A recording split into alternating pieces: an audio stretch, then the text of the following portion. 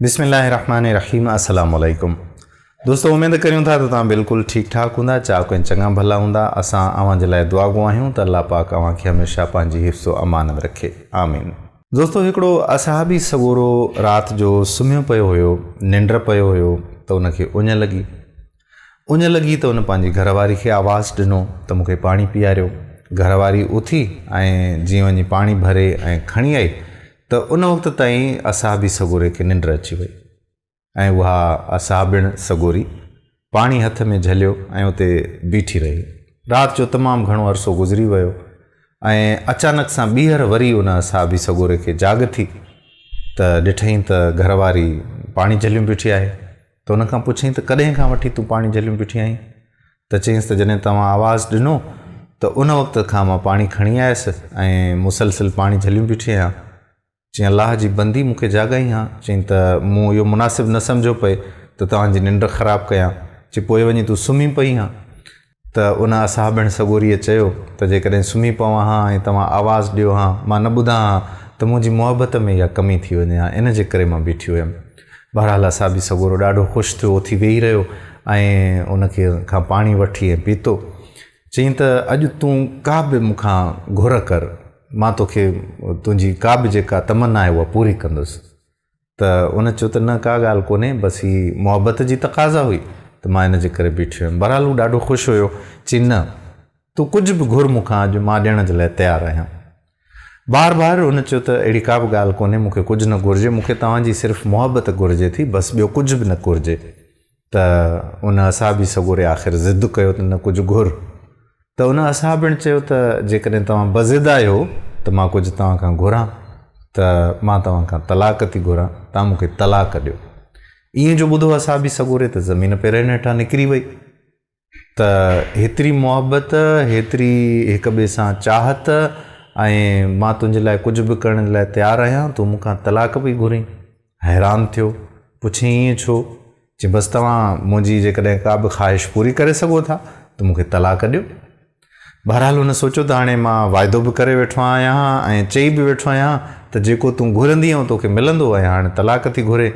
बहरहाल हुन असहाबी सगोरे चयो त एतिरी मोहलत घटि में घटि ॾे त ॾींहुं थिए त वजह काइनात हज़रत मुहम्मद सल्लल्लाहु अलैहि वसल्लम जी ख़िदमत अक़दस में हाज़िर थियूं था हली ऐं इन मसइले जो को हल उन्हनि खां पुछी था वठूं। औरत चयो त ठीकु आहे, का ॻाल्हि कोन्हे का। जीअं फजर जो वक़्तु थियो, नमाज़ जो वक़्तु थियो ऐं ॾींहुं थियण वारो शुरू थी वियो त ही ॿई ज़ाल मुड़ुस उतां निकिता ऐं हुज़ूर करीम सल्लल्लाहु अलैहि वसल्लम जी ख़िदमत में हाज़िर थियण जे लाइ रवाना थिया।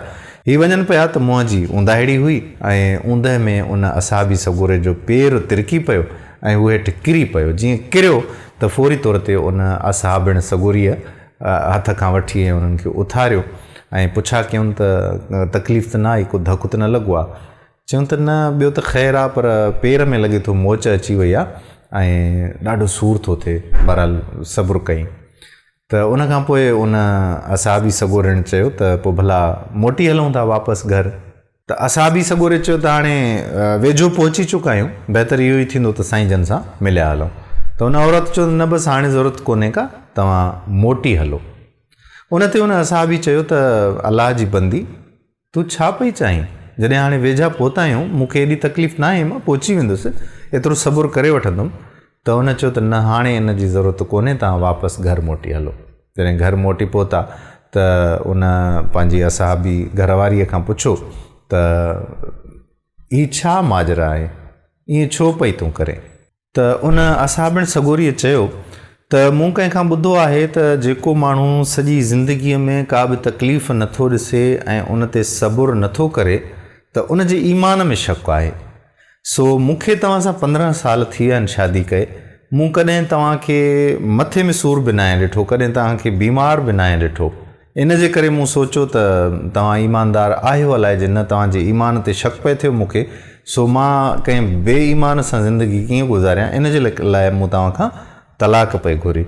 ऐं हाणे जॾहिं रस्ते सां हलियासीं पए त तव्हांखे तकलीफ़ पहुती, तव्हांजे पेर में मोच आई, तव्हां किरी पियो। मूं ॾिठो त उन ते तव्हां सब्रु कयो आहे, त मूंखे पक थी वई त तव्हांजो ईमान जेको आहे मज़बूत आहे, इन जे करे वापसि अची विया आहियूं। सो दोस्तों ही हुआ असांजा असहाब कराम।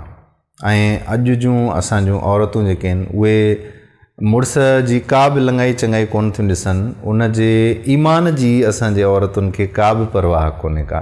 परवाह आहे त सिर्फ़ु ऐं सिर्फ़ु इन ॻाल्हि जी त मुंहिंजो भरियो तुरियो घरु हुजे, मुंहिंजी औलाद खे कपिड़ो सुठो हुजे, मूंखे कपिड़ो सुठो हुजे, मूंखे पंहिंजे फैशन मुताबिक़ रखियो वञे ऐं मूंखे मुंहिंजी मर्ज़ीअ मुताबिक़ ज़िंदगी जीअण ॾिनी वञे ऐं ज़िंदगी जूं तमामु तर सहूलियतूं मूं वटि हुजनि।